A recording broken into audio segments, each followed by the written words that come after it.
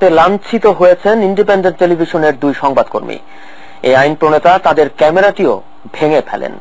আহত সাংবাদিকদের অভিযোগ, পেশাগত কাজে রনির অফিসে গেলে তিনি ক্ষিপ্ত হয়ে সাংবাদিকদের গালিগালাজ করতে থাকেন। এক পর্যায়ে তিনি তাদের মারধর করে ক্যামেরা ছিনিয়ে নেন। এই ঘটনায় ইন্ডিপেন্ডেন্ট টেলিভিশন হত্যা চেষ্টা মামলা করছে গোলাম মাওলা রনির বিরুদ্ধে। তবে সবকিছুর জন্য দুঃখ প্রকাশ করেছেন সাংসদ রনি। সাংসদ গোলাম মাওলা রনি সাংবাদিকদের মারধর করেছেন এমন খবর শুনে অন্য সংবাদকর্মীরা যখন রনির অফিসে যান, তখনও সেখানে আহত হয়ে কাতরাচ্ছিলেন ইন্ডিপেন্ডেন্ট টিভির ক্যামেরাম্যান মহসিন মুকুল। তাদের অভিযোগ, পেশাগত কাজে শনিবার রনির অফিসে গেলে কয়েকজন সাঙ্গপাঙ্গ নিয়ে রনি তাদের অকথ্য ভাষায় গালিগালাজ ও হুমকি ধামকি দিতে থাকেন।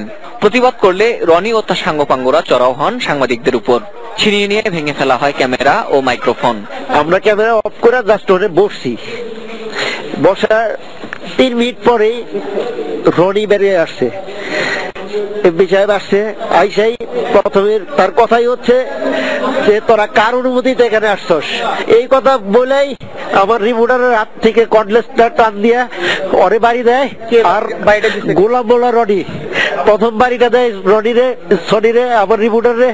তারপরের বাড়িটা দেয় হচ্ছে আমার বাড়ি দিয়া ওর অফিসের ক্যাডার বাহিনী আমার কাছ থেকে ক্যামেরা নিয়ে যায়। আমি বললাম আমি একজন রিপোর্টার, আপনি আমাকে কেন মারছেন, আপনি এমপি মানুষ। তারপর সে আমাকে পুরো শরীরে অজস্রভাবে মারামারি করে সে এখানে ধরে নিয়ে আসে। ঘটনা সম্পর্কে জানতে রনির চেম্বারে গেলে নিজে সাংবাদিকদের মারধরের কথা অস্বীকার করেন রনি। তবে তিনি জানান তার সামনেই এ ঘটনা ঘটেছে। জাস্ট একটার সময় আই ওয়াজ গোয়িং আউট, আমার অ্যাপয়েন্টমেন্ট ছিল, বাইরে যাচ্ছিলাম।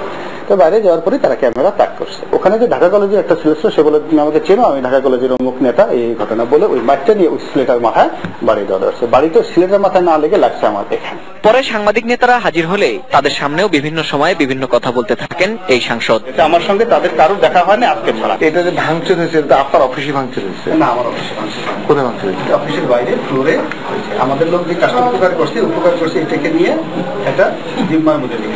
কেমন জানি হলো? আপনি এখানে বলতেছেন যে রিভাইসটা দিয়ে দাও, আবার বলতেছেন রিভাইসটা আলামত হিসেবে রাখতেছেন। এটা খুবই নাম, এটা নেবেন না। এইভাবে কথা যদি বলেন আপনারা জনপ্রতিনিধি হয়ে, আপনারা আপনাদের সাধ্যমতো, যেহেতু আল্লাহ আপনাদেরকে মিডিয়া দিয়েছে, মিডিয়ার মতো যত ইচ্ছা তত আপনারা প্রচার করেন। আর আমি আইনগতভাবে, আমি যেহেতু আইনের মানুষ, আইনগতভাবে কি কাজ করছি লেখছি। আপনার ধারণা এই ঘটনায় প্রথমে মামলা করার কথা বললেও পরে সাংবাদিক নেতাদের মধ্যস্থতায় ক্যামেরা ফেরত দিয়ে ঘটনার জন্য দুঃখ প্রকাশ করেন রনি। ক্যামেরা ভেঙে ফেলার জন্য উপযুক্ত ক্ষতিপূরণ এবং ঘটনার জন্য সুষ্ঠু বিচার চেয়েছেন সংবাদকর্মীরা। Ferdous Rahman, ATN news, Dhaka.